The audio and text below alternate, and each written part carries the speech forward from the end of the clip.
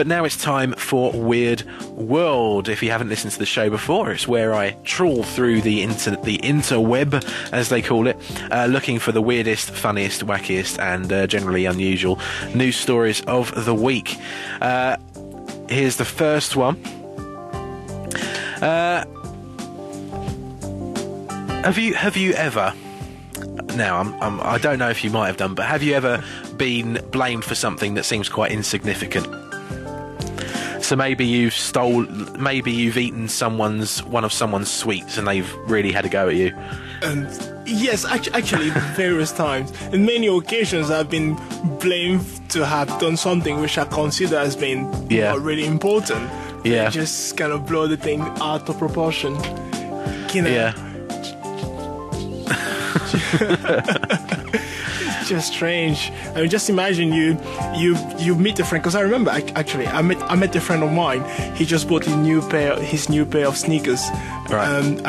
Trainers really, and by mistake, not really by mistake, to be quite frank, I've done it purposely. I stepped on the pair of trainers just as a joke, and he just took it personal.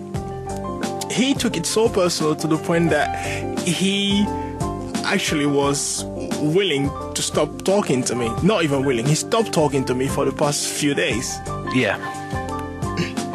So I just imagine, has it ever happened to you to just do something as, I will not say trivial, but as not that important as just doing it, and then the person just kicks off? He literally kicked off. He was really upset. He turned all red on me. Yeah, you do get that sometimes. People just going off over the most insignificant things. And what made me think of that was a Polish man has finally cleared his name after an 18-month legal battle, not for, I don't know, stealing something or anything like that. No, he was accused of kicking his neighbour's bucket, which is going over the top slightly. Yes, he damaged a plastic bucket that was worth less than £3. Apparently he kicked it so hard that it landed on a bush outside their block of flats. Yes. Going a bit too far, to be honest. I know, being sued just for kicking a bucket is amazing. I wonder how much that will have cost to the taxpayer in this country. I've got no idea. Probably an absolute fortune. Why he couldn't have just paid for it anyway, I really don't know. I haven't got an iPhone. Have you got an iPhone? No, I haven't joined the Apple revolution, actually. Yeah, and it is a revolution, because everything is Apple these days, isn't it? It's the most lucrative brand. It is, definitely. But yeah, I would like to get an iPhone, actually. And someone on the MSN has just said they've got an iPhone. Lucky you. I'm very envious. He says there's an app for everything, and indeed there is. If you're too lazy to even drive your car, researchers in Germany have come up with an iPhone app that allows motorists to drive a car using their mobile phone. Now, while it's a good app, don't you think it'd be a little bit dangerous? It is actually extremely dangerous, but I just imagine Apple trying to create a new app to enable people to pass their driving license. So when you're taking your driving license, your Apple can do that for you. That's a very good point. I actually see students going for it, all queuing up at the Apple Store, Oxford Circus, just to buy it, get that new app downloaded on the iPhone. It'd be amazing. But yeah, apparently you can. The app isn't commercially available, but it's the brainchild of researchers from the AI team at the Free University of Berlin. But Apple will be looking to make some money, so I can see them releasing that in the near future. And the last story, if we can fit this in very quickly.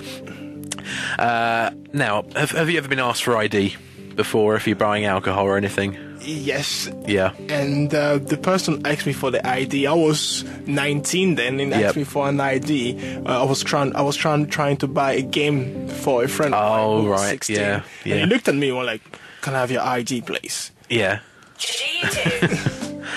I know. It's I've actually been asked for ID the other week, which is quite surprising. Are you serious? Yeah, because they've introduced this new Ask 25, haven't they? If you look under 25, they have to ask for your ID. Yeah. But it's still very, very embarrassing. if you're buying like a bottle of wine and they just look at you and you're like, yeah, and they say, can I see your ID, please? And you just can't believe it, especially when you're my age. Unbelievable. But yeah, what made me think about that was this last news story in Weird World. I can understand someone underage being banned from buying a bottle of wine or a case of beer or something. That's fair enough. But a Cambridgeshire teenager was banned from buying a packet of wine gums because a shopkeeper said he was underage. A wine gum. Yeah. He asked me how old I was, said Dazz of Leverington, and when I said I was 15, he said he couldn't sell me the sweets. He said they had wine in them and pointed to the word wine on the packet. I was speechless. Do you think you can get drunk from a packet of wine gums? This is actually a novelty. I think we should also ban wine gums at any schools, really. Yes, that's a good initiative, I think. While we're at it. Yeah. You know, and that would be one of the disposition against our fight against alcoholism. Definitely. Use and misuse of alcohol.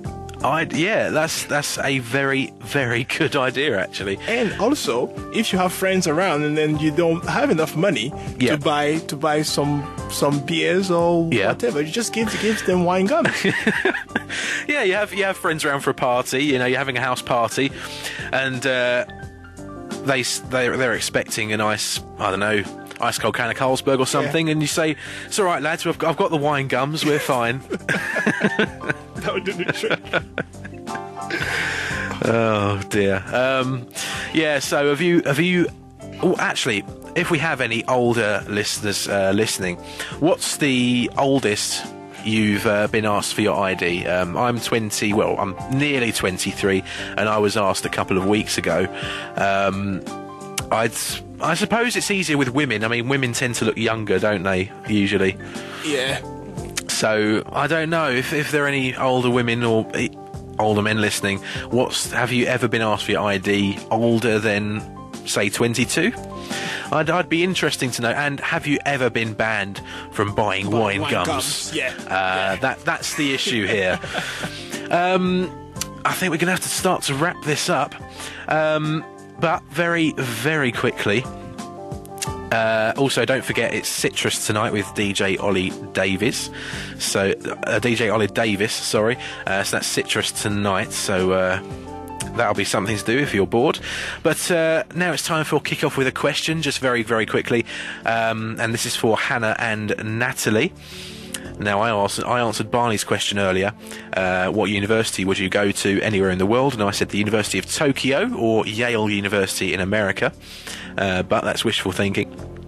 But my question for Hannah and Natalie, for them to answer on Kickoff tomorrow from 4 until 7 p.m. is, what's the most unusual fact you know? So that's, what's the most unusual fact you know?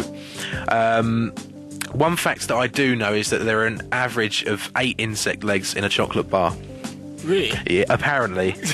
I'm not sure how true this is because I did get this information from the internet, which, as we all know, don't trust everything you read over the internet. Don't tell me Wikipedia. Are there any facts that you know, or aren't you a geek like that, like me? I'm still working at it, actually. Okay. I guarantee you that you will have loads of facts on my next show. So tune in. Yeah, keep an ear out for that, rather. But I've really, really enjoyed this show, actually. So this is Kickoff with Dazz. Thank you very, very much for joining us. Yeah, pretty much. So I'll be back next week, same time, 4 till 7. I hope you've enjoyed yourself. I loved it, and this definitely makes me want to do radio. So that's the main thing. I will definitely be back. That's the main thing. So stay tuned tomorrow, actually, for Hannah and Natalie Kickoff. In the meanwhile, I'll see you all next week. Black dress.